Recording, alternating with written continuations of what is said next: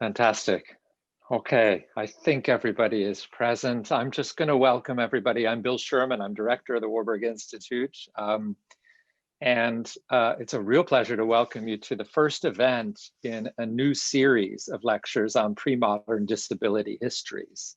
I'm especially pleased that the first speaker is Elizabeth Bearden, because she arrived at the University of Maryland just as I was leaving. And I have followed her extraordinary work since then. So it's a great chance for us to reconnect. We at the Warburg are very happy to host this series, which is in fact a collaboration with the Wellcome Collection, and indeed a team effort between the two people who you will hear from in a moment, Felix Yeager, a member of our Bilderfahrzeuge project here at the Warburg Institute, and Jess Bailey, a Berkeley PhD candidate with very close ties to the Wellcome, and now also, of course, the Warburg. It follows a number of recent projects that have brought together the Warburg and the Wellcome, and is part of a general aspiration to help Bloomsbury become an interdisciplinary hub for the history of health and the study of the human in the broadest sense. It goes without saying that these questions and these fields have become more pressing than ever as we enter, hard to say, the second year of the global pandemic. In fact, COVID-19 has forced Felix and Jess to postpone this series several times while they were waiting for the time when people could gather together in the context of physical collections. But of course, there have been some benefits to the move to Zoom and to other digital platforms, which for all of their limitations, can be very empowering when it comes to overcoming physical barriers, and have in fact for us in particular proven to be an unexpected opportunity for outreach and for inclusion. Now, these three lectures on discourses of disability in the medieval and early modern periods will culminate in a workshop on technologies of disability this summer. And I'm sure that Jess and Felix will tell you more about that as they introduce tonight's talk. So I simply want to say welcome and how happy I am to have your company in the Warburg's virtual lecture room this evening, and want to thank everybody for joining us, especially our speaker, Elizabeth. Jess, over to you. Great. Good evening, everyone. Thank you so much for hosting Dr. Sherman and having us at least virtually at the Warburg this evening. My name is Jess Bailey and my pronouns are she and her. For visual accessibility, I will describe myself. I'm a young white woman with short brown hair sitting in front of a bookshelf wearing a black dress. I'm a PhD candidate in the history of art and medieval studies departments at UC Berkeley. Currently, I'm a research fellow at the Paul Mellon Center here in London. I'm honored to be co-organizing our lecture series tonight on pre-modern disability histories with my colleague, Felix Yeager. Before we introduce our distinguished guest, I will just mention a few practical matters. We are using the closed captioning function on Zoom. You can activate it on the bottom of your screen where you see the live transcript button. Image descriptions will be provided of any visual content used by our speakers during their talks. The chat feature on Zoom will be turned off during the lecture, and we ask that you hold your questions and comments until we open the Q&A portion of tonight's event. Ableist and any other harmful behaviors, including off-topic questions, will not be tolerated. Our lecture is being recorded tonight, and it will be made available on the Warburg's YouTube channel. Thank you for joining us. Thank you, Jess. Hi, I'm Felix Yeager. I am co-hosting the series together with Jess and will be the chair for today's lecture. I am a white man in his early 30s with brown hair, today wearing a black sweater, and I'm speaking from my apartment in lockdown London. I am an associate of the research group Bilderfahrzeuge, as Bill Sherman mentioned, which is situated here at the Warburg, where I am located, as well as in Hamburg and Berlin. Our group is committed to Warburg's interdisciplinary, expanded approach to cultural science with a focus on how images and objects migrate through history and across cultures. Warburg's key concern, as we all know, was how culture relates to and acts upon human nature. His anthropological or psychophysical reading posits images and objects between the body and the mind, between feeling and thinking, nature and civilization. Suffering, the experience of lack, and primeval anxiety, according to him, sparked the creation of tools, symbols, and art. While Warburg was well aware of physical and psychological contingencies, however, his thinking nevertheless remained firmly rooted within late 19th and early 20th century thinking sensibilities. To him, a conceptual grasp, German begreifen, was conditioned upon physical grasping, greifen. The classical normative body of antiquity required liberation from medieval sartorial constraints, and all civilization ultimately strives for rationality. Warburg's own mind, of course, did not live up to the normative, healthy measure of his time. Disabled persons do not figure explicitly in his writings, though we may find them in the planetary images of Saturn or in the monstra and portents, as he says, discussed in his book on Luther and pagan antique prophecies. We also encounter injured veterans with crutches and other assistive tools in his World War photographic archive. Jess and I have been fascinated with the potentials as well as the shortcomings of Warburg's methods when considered through the lens of disability studies. We both work on military technologies, body politics, and violence in the medieval and early modern periods, and often deal with images and objects at odds with common narratives and labels of art history. Disability provides a useful, extremely rich framework to see these artifacts in new ways, and the many studies that have been conducted under the term prove to be sources of constant inspiration and critical reflection. With this lecture series, we hope to share our excitement and provide insights into a highly dynamic field that we believe deserves much more attention.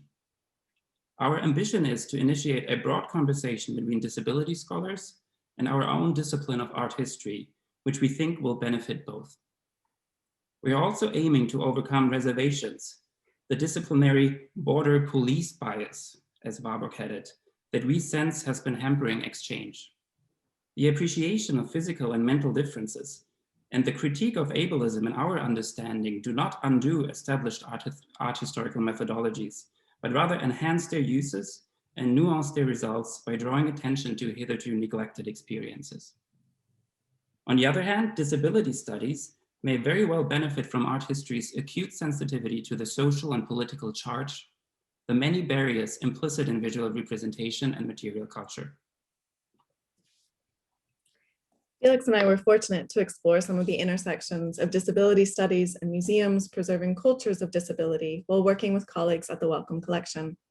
Our mentors at the Wellcome, particularly Dr. Alma Brenner, encouraged our research into often overlooked medieval and early modern objects of disability held right here at institutions in Bloomsbury.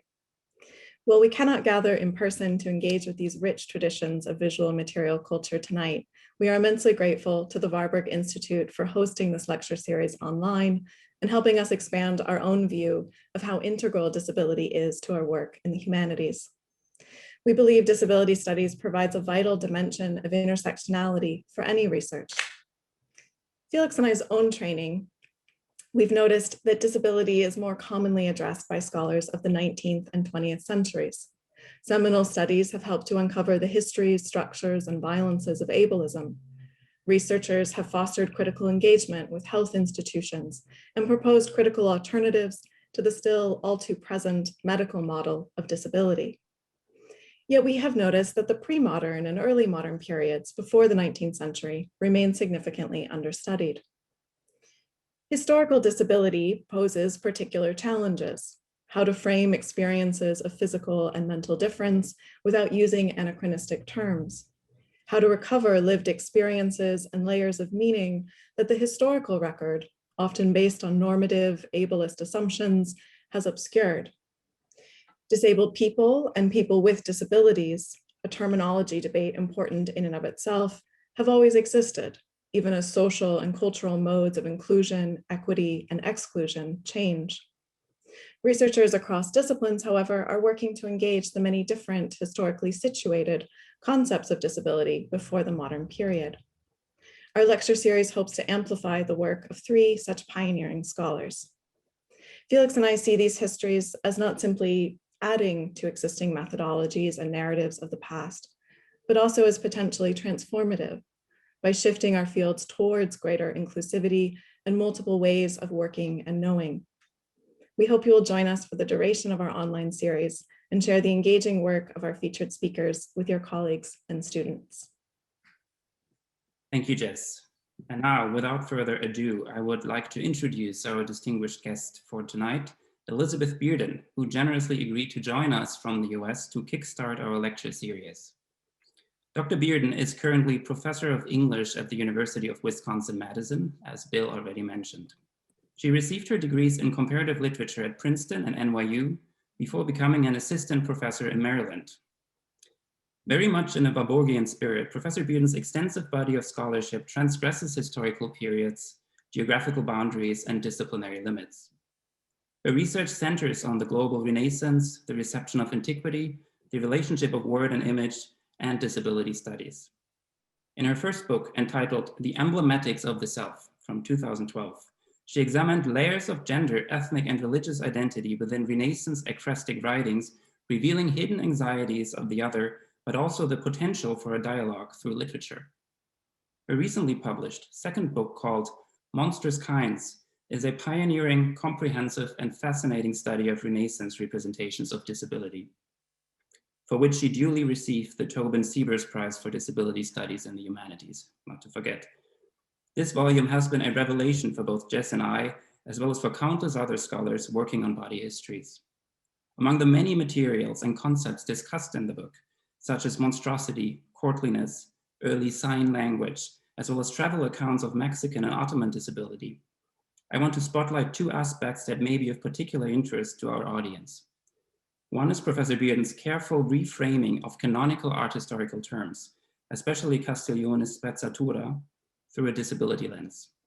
The other is her way of interlinking past and present by an ethics of care, as she says, that strikes us as an engaging update to the Warburgian notions of survival and afterlife. Such inclusive ethical attention extends well beyond her academic subject matter. Professor Bearden makes use of recent digital technologies to render her work as accessible as possible. She is a dedicated teacher of disability studies, and more broadly helps to organize events promoting awareness of the value that disability culture brings to our scholarship and community. Tonight, Professor Bearden will be presenting exciting new material from her ongoing book project. Her talk is titled Crip, Authority, and the Art of Consolation in Renaissance Representations of Disability. I am honored to welcome Professor Elizabeth Bearden. Thank you so much. I'm humbled and overwhelmed. Thank you.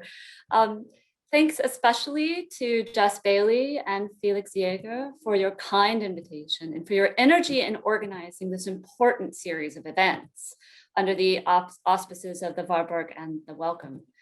I am deeply grateful.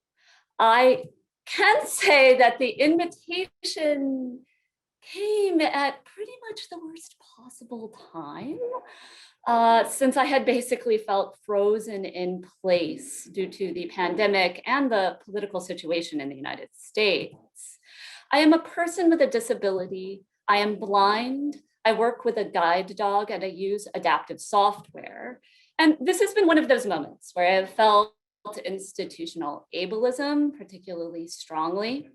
Many of the technologies that we use to work remotely are alienating to me, and not just because I lose a lot of the somatic feedback that I usually get from a live audience, such as body language, appreciative applause, guffaws of laughter at my silly jokes, shrieks of horror, sirens, etc. Both the physical and the digital environments have been harder to navigate for me than usual. But as Petrarch tells us, drawing on the philosopher Heraclitus, quote, "Of all I have heard or read that has pleased me, hardly anything is more important, more deeply imprinted in my mind, or more often remembered than the saying of Heraclitus, 'Everything exists by strife,'" close quote. This circumstance is serendipitously a good illustration of one of the main themes of today's talk, which considers how the art of consolation has been a resource for people with disabilities through the ages. how does one find fortune in misfortune? How does one respond to life's vicissitudes? Today's talk comes from my next project, which grows out of my desire to discover more of what we call disability literature, disability narrative, or sometimes Crip lit in the early modern period. It considers how early modern people write about their lived experiences of disability by drawing on the ancient genre of consolation, which aims to comfort people for a variety of adversities, including mental and physical disabilities. I argue that Renaissance writers use the art of consolation to transgressively reappropriate the disabilities that their societies frequently scorned into an expression of their creative authority. I name this kind of defiant authorial self-representation Crip authority. I hope to find answers for the following three questions. First, how do Renaissance authors relate their lived experiences of disability? Second, in their disability narratives, can these disability narratives provide new evidence of disability gain or the positive valuation of disability as productive rather than solely a problem that needs to be solved? Third, do these authors offer disability community to later disabled writers and readers? In unearthing early modern disability narratives and their strategies of self-authorization, many of which are written by canonical Western authors, and in so bringing disability to the center of Renaissance studies, this work contributes to ongoing efforts to, quote, Crip the Renaissance. Considering especially that this lecture is being recorded, I do want to offer you a gentle reminder that the material that I present to you in this talk is my intellectual property, and I trust that you will respect that and cite the talk accordingly. I use standard Loeb translations of Greek and Latin ancient works, the Roski translation of Petrarch's De Remediis, and unless otherwise indicated, other translations are my own. My talk is divided into three parts. I will first guide you through 5 keywords or phrases that are central to my concept of Crip authority. I'll next outline 3 forms of Crip authority that Consolation offers early modern writers. I'll round out the talk with close readings of the use of Crip authority on the part of 2 early modern writers, Miguel de Cervantes Saavedra and Robert Burton. On to our 5 keywords. So let's start with a big word, disability. I adopt the cultural model's definition that distinguishes between impairment and disability. Impairment refers to a body-mind variation or atypicality, and disability is socially produced. Now, in the cultural model, the 2 terms, impairment and disability, are mutually constitutive and dependent on cultural context, which can change across time and space. Some impairments, such as chronic pain, can be negative independent of environment or social context. And some impairments are enabling in some cultural contexts. Now, I'm using the word disability, even though it wasn't used frequently or exclusively in early modern English to mean what we mean by disability today, which itself varies. I thus concur with a growing group of early modern disability scholars that disability should be considered an operational category of analysis for the early modern period. Number 2, disability narrative. My colleague Sammy Schock suggests 2 helpful parameters for defining this term. 1, the representation of a character, ideally a major character with a disability, or 2, an author who has a disability or who has some particular knowledge of disability rights, culture, and experiences. My use of the term disability narrative is also influenced by Susanna Mintz, who defines it as, quote, first-person narrative acts that refuse cultural pressure to treat disability as an adversity to be overcome or an embarrassment requiring apology, close quote. And that is from Unruly Bodies. I add to this definition that early modern disability narratives can vary in tone between lamentation and consolation, allowing for a more textured relation of the lived experience of disability. Number 3, consolation. Let me just say that having to read scores of consolation books over the last several years, it has not been a bad thing. Wilhelm Keyerdorf defines this consolation literature as, quote, writings of a philosophical bent whose authors either tried to dissuade individuals from grieving in the face of misfortune or proffer general counsel for overcoming adversity, close quote.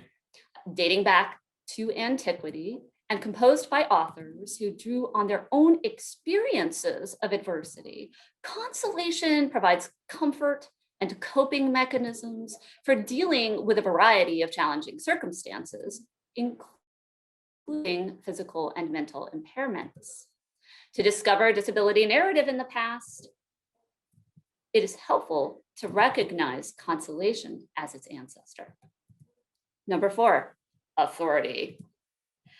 Consolation licenses early modern disabled authors to write with authority in an ableist society.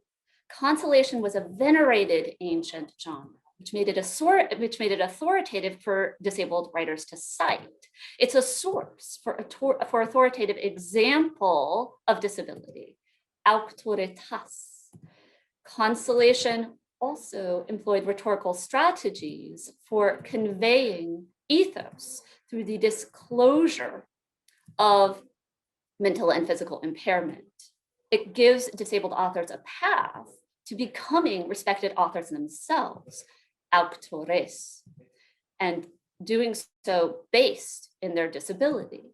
And it was used when responding to ableist invective. Okay, our last keywords. It's cripping authority.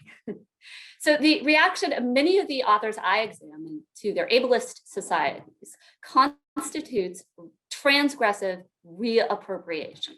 As David Mitchell and Sharon Snyder explain, quote, the ironic embrace of derogatory terminology has provided the leverage that belongs to openly transgressive displays. The power of transgression always originates at the moment when the derided object embraces its deviance as value, close quote. Transgressive reappropriation is at the heart of Crip practices in theory. It also creates a sense of community. As Victoria Lewis relates, quote, with the emergence of the disability civil rights movement in the 1970s, Crip gained wide usage as an informal, affectionately ironic, and provocative identification. Moreover, Robert McGruer observes that as a verb, to crip, like to queer, gets at processes that unsettle, or processes that make strange or twisted, close quote. Cripping relocates disabled voices from the margins to the center. It, quote, exposes the ways in which able-bodiedness and able-mindedness get naturalized, and the ways that bodies, minds, and impairments that should be at the absolute center of a space or issue or discussion get purged from that space or issue or discussion, close quote. And this is from Crip Times.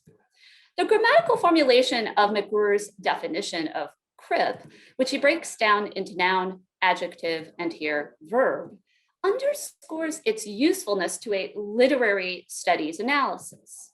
In the early modern period, words such as deaf, blind, mute, melancholic, mad, or crippled, which carry both cultural stigma and a negative metaphorical weight, are cripped by authors who live these conditions and reappropriate them as productive of authorial ethos.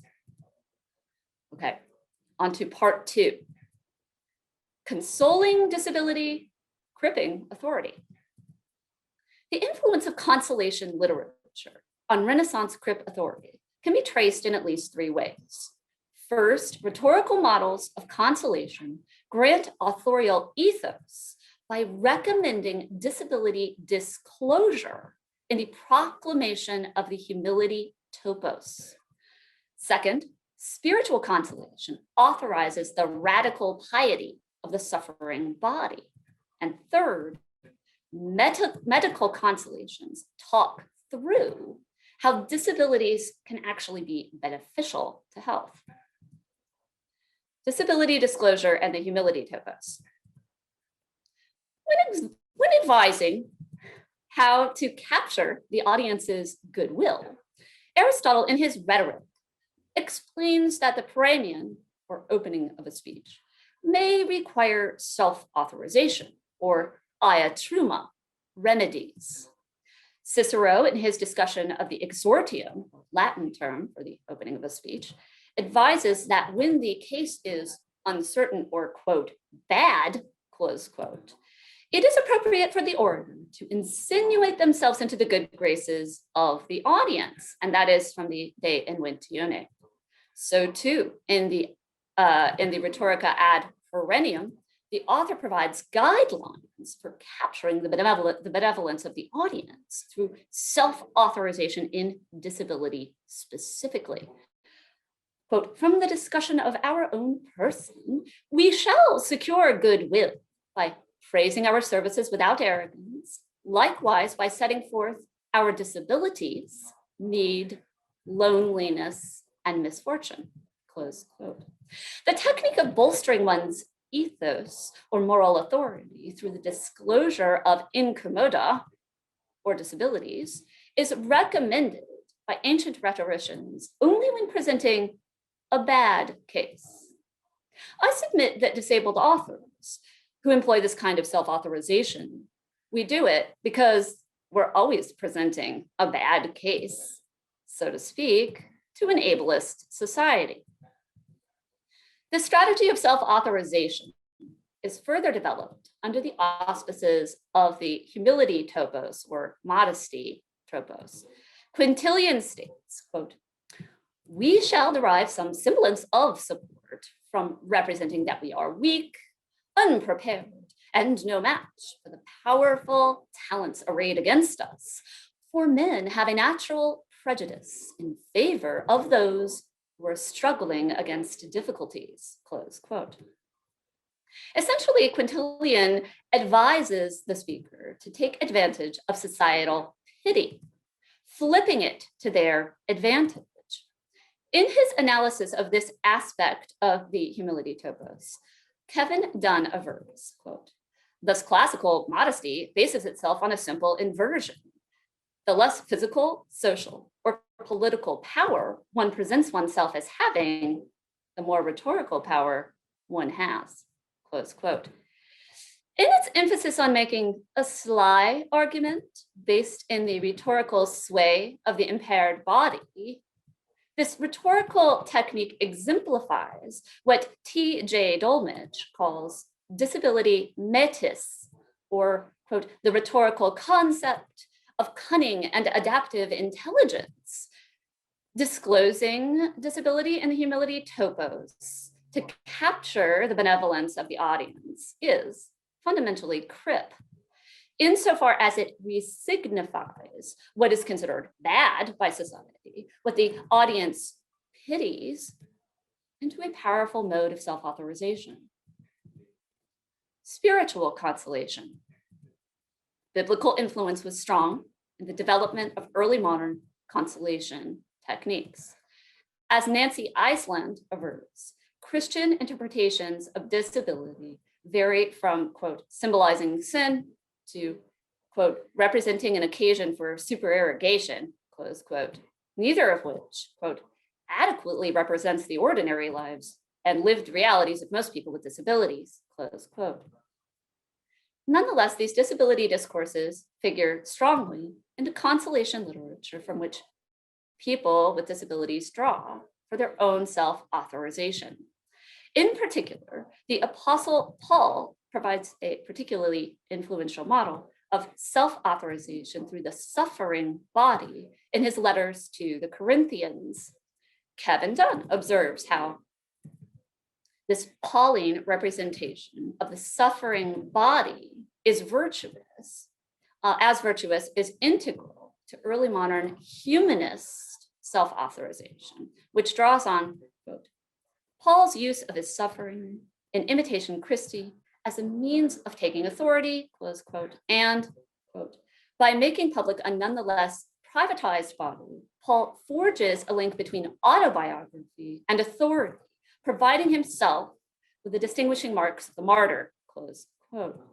Dunn further asserts that Paul's model of authority is transgressive. Now, Dunn does not connect this to disability discourse, but I find this fascinating. He thinks it's transgressive as Paul's thorn in the flesh represents, quote, the transgressive and subversive intrusion of the body into two realms of authoritative rhetoric, classical and Hebraic, and that this intrusion allows Paul to create his own authority, close quote.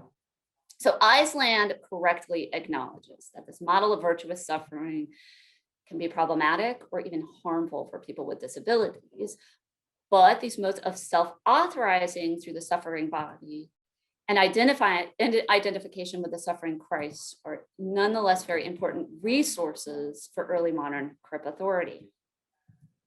Okay, our third resource, medical consolation. Early modern authors take up consolation as a form of medical therapy. This medical perspective on disability is not the same as what disability scholars refer to as a medical model of disability, in which disability is always framed pathologically as a problem that must be solved or cured. It is rather based in the belief in the healing influence of words on the passible body, and in the notion that, as a part of a larger humoral balance, illness and disability could have what we might call positive side effects. For instance, the 16th century physician, Girolamo Cardano, writes books of consolation to console himself for his mental distress, and that argue for positive side effects in illness and disability. The English translator of the 1683 edition of Cardan's first work of consolation calls Cardano's text an, quote, antidote offered by the physician whose book, quote, sprang from his own natural affection and great trouble of mind, close quote.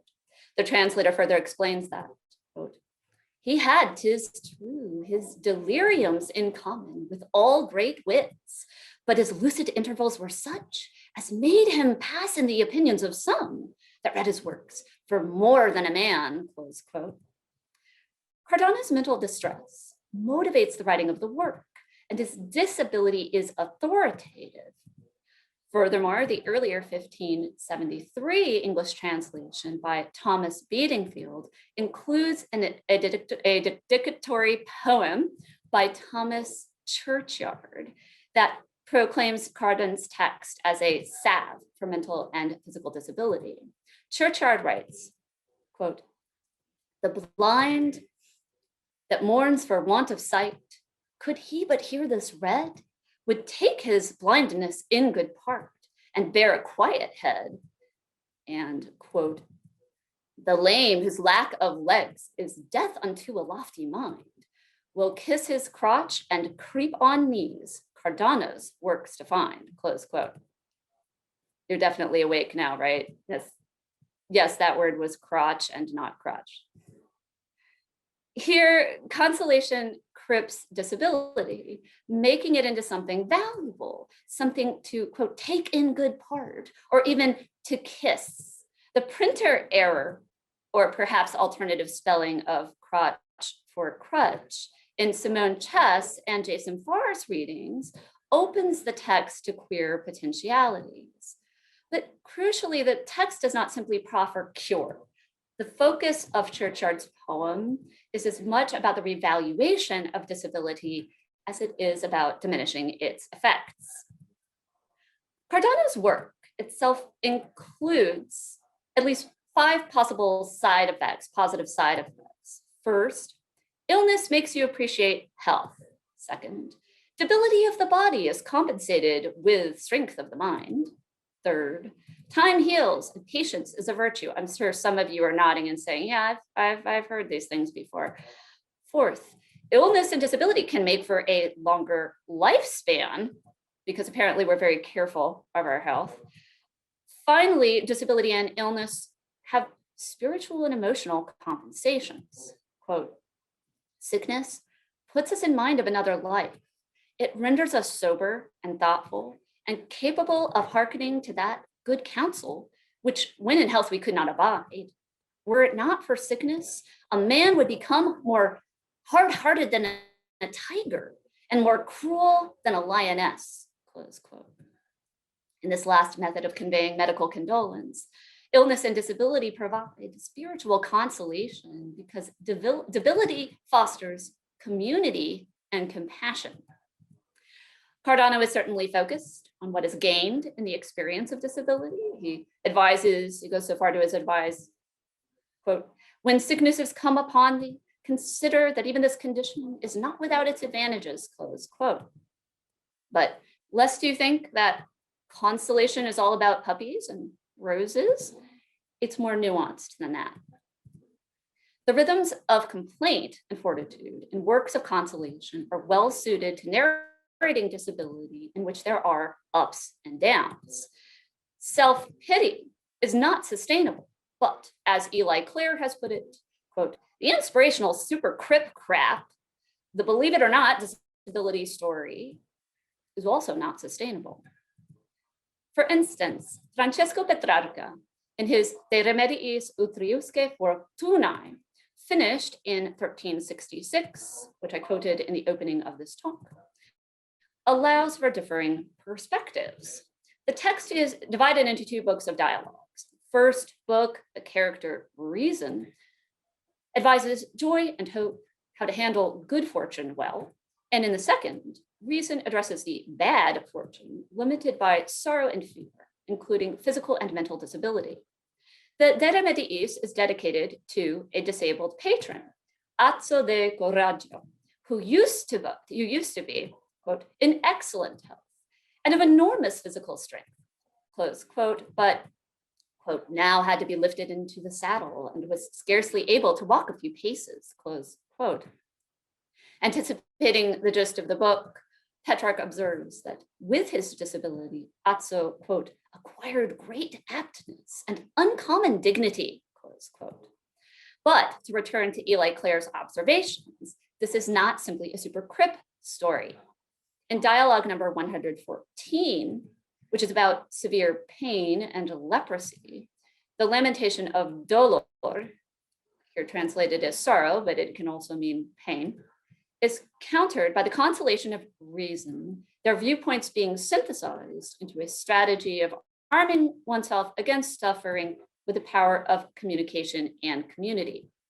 When reason pertly cites the Stoical claim that pain is in and of itself a good, sorrow exclaims, alas, I am wretched, I'm tormented, and you engage in philosophical babble. And then further on, these resounding phrases are for the classroom, made famous by books, but on the torture rack or in the sick bed, when you're deadly ill, they mean absolutely nothing. It's easier to profess and write them than it is to prove them. The 2 characters have a feisty exchange. Reason points out that sorrow's current strategy of complaining isn't working out so well for them. Quote, if you can show me that murmuring and groaning are helpful to you and alleviate somewhat your disease, I shall reverse myself and let you, or rather encourage you to do just that. But as long as resentment and complaining accomplish nothing but increase your suffering, what good does it do to add to the suffering of the body, the suffering of the mind, and to make yourself more miserable with your tears, close quote. Okay, so reason actually does relent. rejecting the Stoical idea that pain is a good, in favor of Boethius's imagery of arming yourself against misfortune with fortitude and patience, citing Cicero's Tusculan Disputations, they, quote, do not deny the reality of pain, close quote, and advocate for contentio confirmatio sermoque intimis, that is, determined effort, steadfastness, and communing with oneself, to which they add speaking out loud and with God. Pain is therefore not a good, but authorizes moral exemplarity in the form of patience and helpful communication. Okay. Part 3, how Cervantes and Burton Crip authority. Miguel de Cervantes was a wounded warrior, which earned him the epithet El Manco de Lepanto, the cripple from Lepanto. As he relates in a letter to Mateo Vázquez, he was seriously wounded in the naval battle waged between the Holy League and the Ottomans in the Gulf of Lepanto in 1571. Quote, I could tell my chest had been deeply wounded, and my left hand was now broken into 1,000 pieces, close quote. This letter, written from a prison in Algiers, was a plea for deliverance from captivity.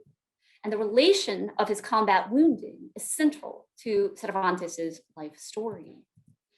After his ransom and return from captivity, Cervantes associates his disability with his role as an author as well as a soldier, drawing on Consolation literature to convey the authority that his wounds confer. In the prologue to Novelas Ejemplares in 1613, Cervantes laments that the work couldn't include his portrait. And so he relates a portrait of himself in words that, along with representing his aquiline features and chestnut hair, sparkling eyes, highlights his disability in close connection with his accomplishments as an author. This, I say, is the face of the author of the Galatea and of Don Quixote de la Mancha, and of him who wrote The Voyage to Parnassus, and other works that wander astray and perchance without the name of their master, commonly called Miguel de Cervantes Saavedra. He was a soldier for many years, and for 5.5 a captive, where he learned to be patient in adversity. He lost in the naval battle of Lepanto his left hand from an arquebus shot, a wound which, although it appears ugly, feo, he accounts beautiful, hermoso. Cervantes consoles himself for his injuries by insisting that what other people see as ugly, he sees as beautiful, because his wounds attest to his valor. I suggest that Cervantes draws here on Petrarch's De Remediis Dialogue 77, which addresses war wounds, including the loss of hands in naval battle, which is apparently quite common. Reason responds to sorrow's lament that he has been made ugly by wounds by reassuring him that, quote, the wound received by a brave man in the service of a just cause is beautiful. In his 16th century translation of the dialogue into Castilian, Francisco de Madrid renders the phrase as follows: Hermosa es la llaga, beautiful is the wound that a constant man justly receives. So this diction obviously aligns very closely with that of Cervantes, a wound which, although it appears ugly, él la tiene por hermosa, he accounts beautiful. In the logic of disability gain, a war wound that at first may seem ugly should be considered beautiful, again, because it conveys moral authority. Yet Cervantes did not escape the ableism of his time, and it is in response to ableist invective that he transgressively appropriates his status as manco. Now, the word manco, according to Sebastián de Covarrubias, means, quote, someone with a weak arm or hand who cannot use it, or more broadly, that which is crippled or defective.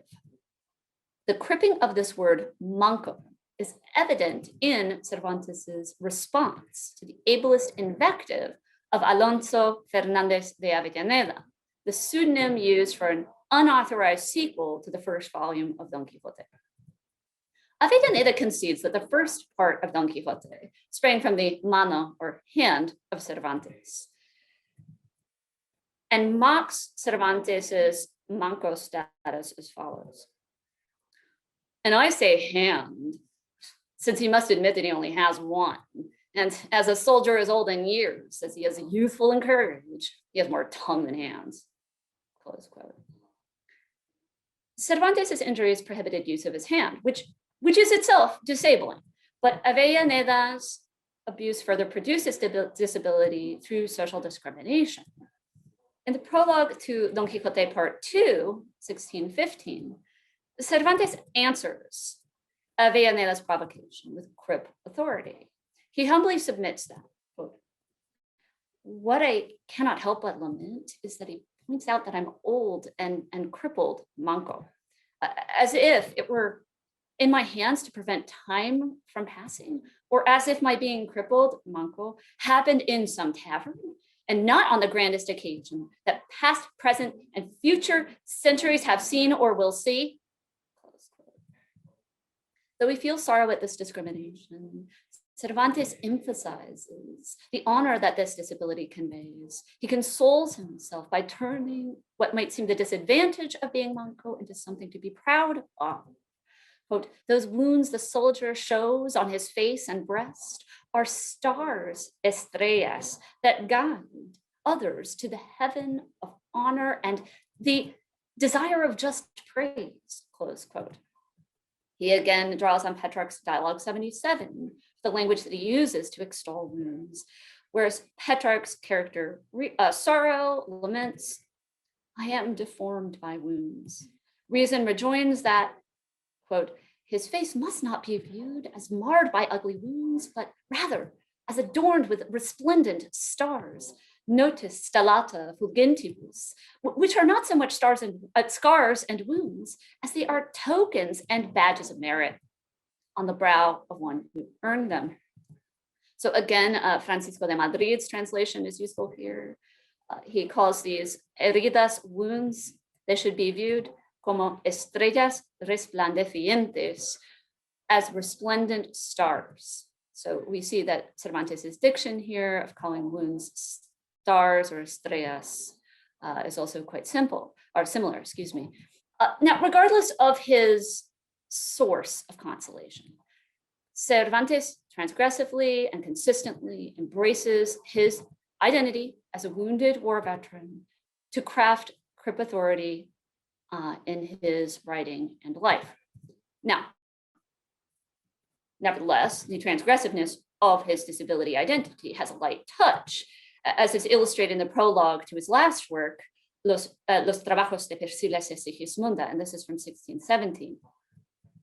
Cervantes, who is deathly ill with dropsy, recounts traveling on the road and being overtaken by a disheveled student who responds to hearing Cervantes' name as follows. "He rushed up to me, seizing my left hand and saying, 'Yes, yes, this is the complete cripple, the manco son, the completely famous and comic writer, and lastly, the delight of the muses.'" Calling Cervantes the manco sano, or healthy or complete cripple, grants Cervantes' authority a disabled epithet that's not dissimilar from El Manco de Levante, and conveys his Crip authority. Cervantes' articulation of Crip authority on the basis of his war wounds is central to his self-conception as an author. But there is no denying that the madcap adventures of his character Don Quixote have most captivated the imagination of subsequent writers and readers. Felix, if you could please share the illustration by Durray now. So this, thank you.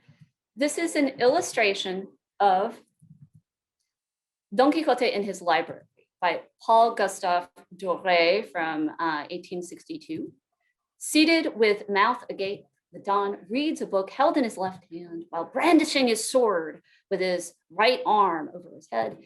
In the background, fantastical scenes of damsels in distress, knights, monsters emerge from tapestries and over the bindings of books, including Amadis de Gaula and Tirant lo Blanc. In the foreground, miniature knights tourney on mouseback. Don Quixote loses his wits results, at least in part from, as Robert Burton puts it, quote, overstretching his wits, close quote, by reading nothing, quote, but play books, idle poems, jests, Amadis de Gaula, the Knight of the Sun, the Seven Champions, Palmarin de Olivan, Ewan of Bordeaux, and so forth. Felix, if you could go ahead and please close the Durray illustration. The Don has been retrospectively diagnosed time and time again to seek the cause of his mental distress. But in Don Quixote, Cervantes also adopts the pose of a melancholy identity in the prologue's framing authorial figure. This narrator uses the humility topos to understate the work's worth. But as Frederick de Armas has recently put it, he, quote, transforms it in unexpected ways, close quote, emphasizing a melancholic iconography to perhaps invite, quote, the reader to recall all the travails that Cervantes endured in his life, close quote. Though this is much in line with what I've identified as the sly usage of the humility topos to craft Crip authority, Cervantes does not claim to be himself suffering from melancholy. He rather attributes these qualities to the work itself. Instead of a beautiful, ingenious work, this book, conceived of in a prison cell, will be a, quote, dried up, shriveled, moody child, rife with various unimaginable thoughts, close quote. Nevertheless, the figure of the framing narrator, which is often seen as an autoreferential portrait of the artist, as de Armas puts it, pictures himself in what Ana Maria Laguna identifies as an iconic melancholic posture. The narrator describes himself like one in a trance, with a sheet of paper before me, my pen tucked behind my ear, my elbow resting on the writing desk, and my cheek in my hand. This melancholic authorial pose is certainly evident in the work of other disabled writers, including the 17th century English writer Robert Burton, who was, as I have just cited, himself a reader of Don Quixote. In his Anatomy of Melancholy, Robert Burton brings a similar example of this melancholic pose before our mind's eye in the following brief ekphrasis. Quote, Albertus Durr paints melancholy like a sad woman leaning on her arm with fixed looks, neglected habit, etc., and held therefore by some to be proud, soft, sottish, or half mad, close quote. Burton is, of course, describing Albrecht Durer's famous engraving, Melancholia No. 1 from 1514. And Felix, if you could please share the Durer engraving. This is a print from the Met Museum, and it's about 7 inches by 9 inches. Packs a lot in. Durer's winged figure sits, staring as if entranced, with elbow on knee and posture much as Burton describes.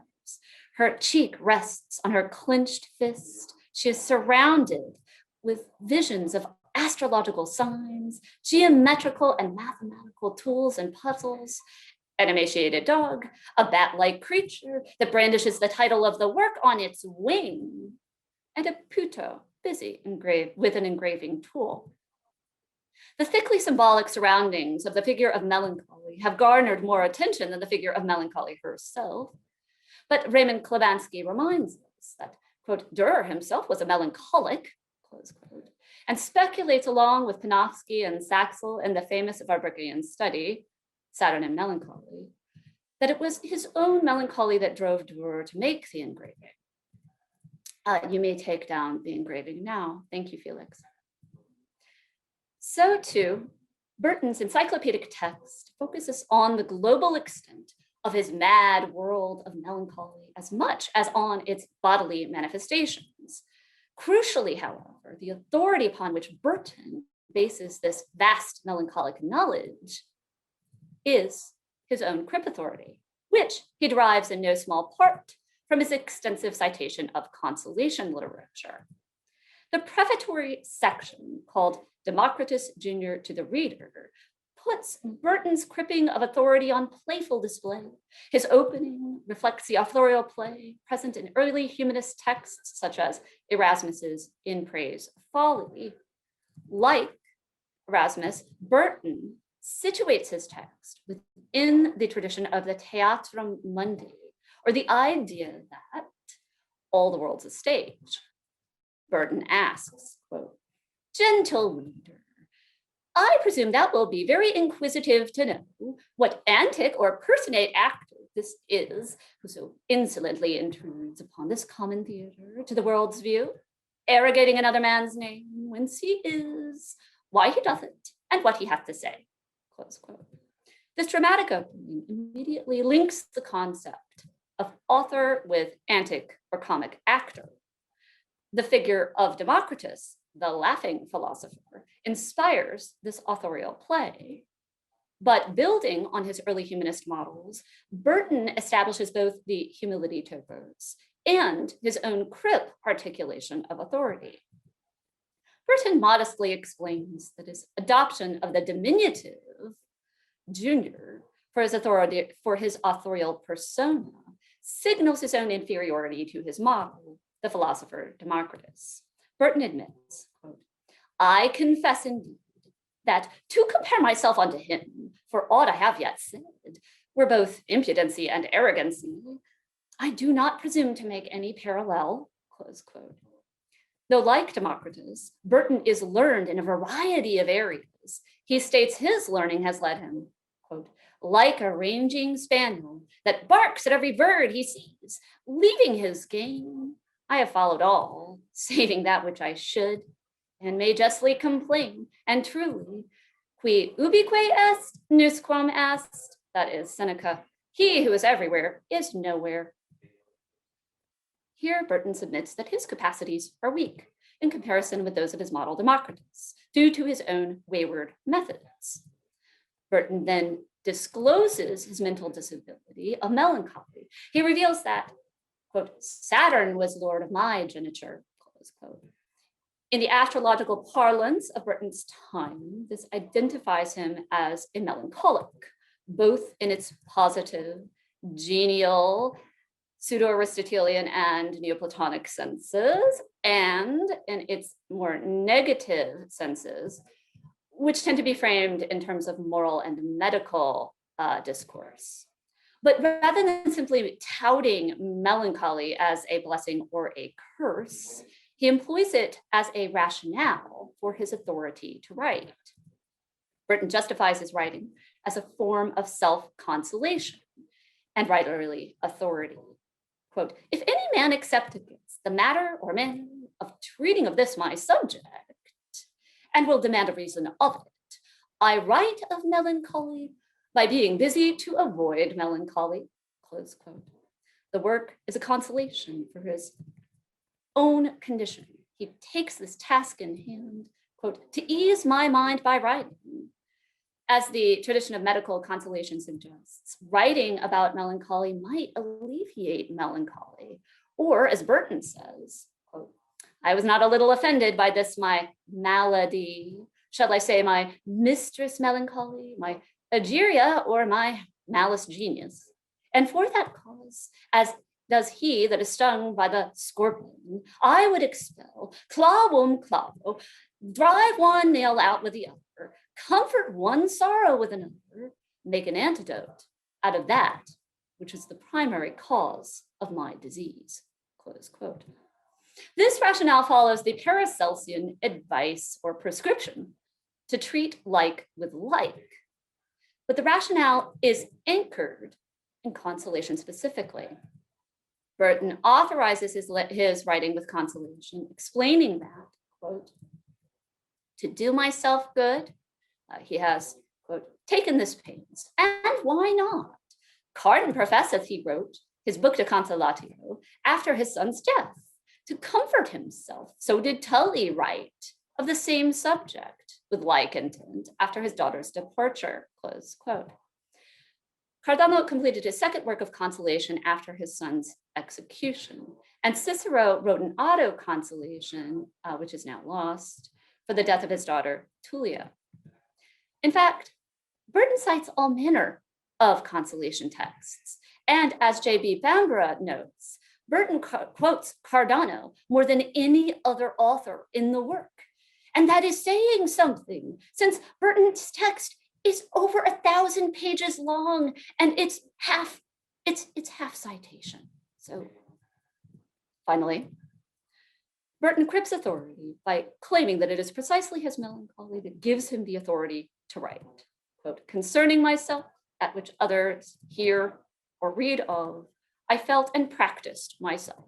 They get their knowledge by books, I mine by melancholizing. Experto crede Roberto. Believe Robert, who's experienced. Here, mental illness becomes a basis for trust. Robert Burton is to be believed because he's an expert, he's an authority on the matter. When it comes to just how much advantage Burton finds in melancholy, scholars disagree. But as I've demonstrated, modes of consolation from which Burton so heavily draws afford both sweet and sour perspectives. In the poem that opens the work, the last line of the first stanza, sweet as melancholy, becomes an end line refrain in stanzas that alternate with stanzas ending in the lines. So sweet as melancholy gets alternated with stanzas ending in lines sad as melancholy, sour as melancholy, damned as melancholy, harsh as melancholy, fierce as melancholy. Then Burton alternates divine as melancholy and back to damned as melancholy. The poem thus explores the highs and lows of melancholy. Again, this is not an overcoming super Crip story, and the melancholic figure who is held up as being most exemplary, Democritus, has not cured himself of melancholy, but has armed himself against melancholy, much as Burton has done through the writing of this work. In conclusion, consolation functions as what Rosemary Garland Thompson calls a, quote, narrative resource, close quote, for disability gain without enforcing overcoming. This enriches Garland Thompson's observations about our epistemological and ethical obligations to fight against eugenic logic, or, quote, why we might want to conserve rather than eliminate disability from the human condition. For Garland Thompson, disability narrative, quote, is a productive rather than compensatory resource in disability's contribution to self-understanding and identity formation, close quote. Ultimately, connections between past and present disabled writers and scholars with whom I identify as a blind woman create disability community. As Mitchell and Snyder put it, quote, a consciousness of disability has been available during prior ages. If one is cut off or isolated from a community of like-minded individuals, the archive can operate not as a repository of dehumanizing values, but as an imaginative refuge for alternative ways of seeing, close quote. Today's disabled authors can break into the vault of early modern disability narrative, just as their Renaissance predecessors turned to ancient modes of consolation to crip their own society's notions of ableism and of who should be authorized to speak and write. And that is all.